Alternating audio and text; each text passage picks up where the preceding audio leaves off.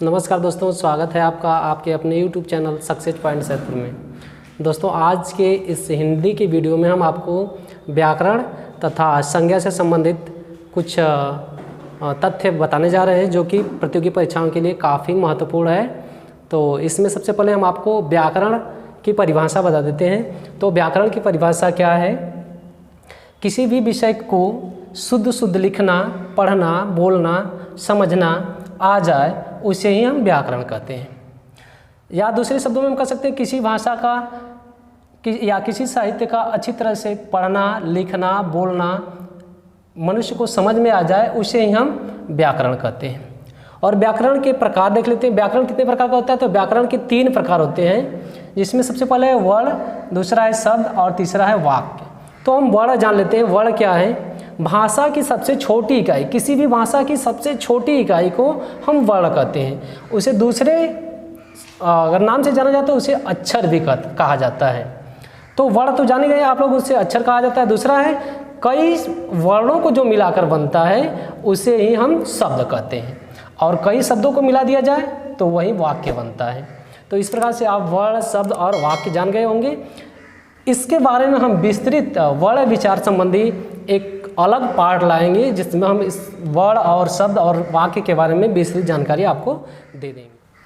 तो अब हम चलते हैं आज के मेन पॉइंट पर। जो आज का मेन पॉइंट है संज्ञा। तो संज्ञा के बारे में जानने से पहले कृपया आप लोग इस चैनल को सब्सक्राइब नहीं किए तो कृपया सब्सक्राइब कर लीजिए और वीडियो को लाइक शेयर अवश्य कीजिए।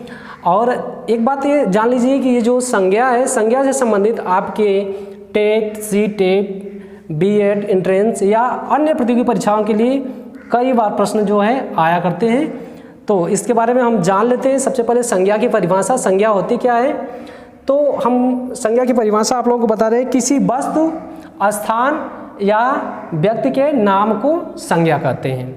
दूसरे शब्दों में अगर हम जानना चाहेंगे तो किसी के नाम को, यानी कि नाम को ही हम संज्ञा कहते हैं। या संज्ञा का दूसरा अगर नाम जाना जाए तो संज्ञा का दूसरा नाम जो है नाम ही होता है। तो संज्ञा की परिभाषा आप लोग जाने गए। किसी वस्तु, व्यक्ति अथवा स्थान के नाम को संज्ञा कहते हैं। अब संज्ञा कितने प्रकार की होती है? तो संज्ञा 5 प्रकार की होती है। पहला व्यक्तिवाचक संज्ञा, दूसरा जातिवाचक संज्ञा, तीसरा द्रव्यवाचक संज्ञा और चौथा समूहवाचक संज्ञा और पांचवा जो है आपका भाववाचक संज्ञा। सबसे पहले हम जान लेते हैं व्यक्तिवाचक संज्ञा के बारे में कि व्यक्तिवाचक संज्ञा क्या है। तो व्यक्तिवाचक संज्ञा किसी व्यक्ति, वस्तु अथवा स्थान के नाम को व्यक्तिवाचक संज्ञा कहते हैं। जैसे में आप लोग देख रहे हैं कि हिमालय, वाराणसी, राम, श्याम, मोहन या किसी व्यक्ति का जो नाम होगा व्यक्ति से संबंधित उसे हम व्यक्तिवाचक संज्ञा कहते हैं। अब आपका दूसरा जो है जातिवाचक संज्ञा।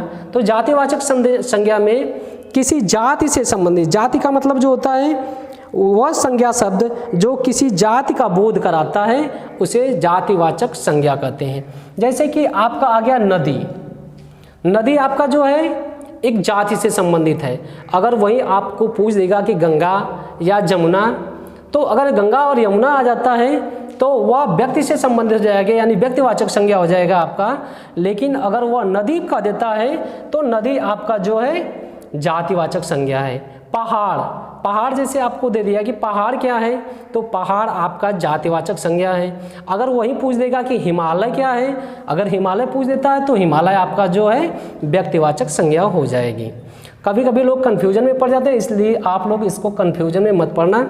और आपका जो है वृक्ष भी आपका जातिवाचक संज्ञा है।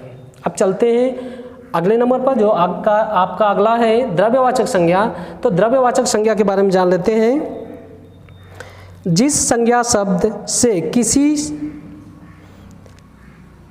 किसी वस्तु का बोध होता है, जैसे चाहे वो ठोस हो, द्रव हो, गैस हो, उसे हम द्रव्यवाचक संज्ञा कहते हैं। जैसे आपका है ऊन हो गया, पानी हो गया, धुआं हो गया, सोना हो गया, चांदी हो गया, या आपका जल भी आएगा उसमें। इस प्रकार से ये द्रव्यवाचक संज्ञा है।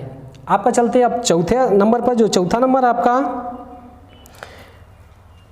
समूहवाचक संज्ञा। समूहवाचक संज्ञा में समूहवाचक संज्ञा की परिभाषा हम लोग जान लेते हैं। तो समूहवाचक संज्ञा वह संज्ञा शब्द जिससे किसी के समूह का बोध होता है उसे हम समूहवाचक संज्ञा कहते हैं। जैसे में अधिकारी हो गया, संसद हो गया, ताश हो गया, या टीन शेड हो गया, या फिर हो जाएगा किसी का झुंड। ये जो है आपके समूहवाचक संज्ञा के अंतर्गत आएंगी। अब हम चलते हैं 5वें नंबर पर। 5वां नंबर जो है भाववाचक संज्ञा। तो भाववाचक संज्ञा में भाववाचक संज्ञा का वह शब्द है जिससे किसी के गुण, दशा, भाव आदि का बोध होता है, उसे हम भाववाचक संज्ञा कहते हैं।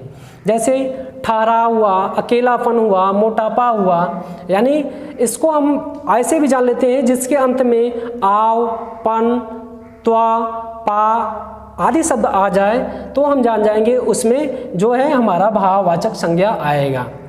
इस प्रकार से जो है संज्ञा से संबंधित आज का जो वीडियो था वह समाप्त हो गया।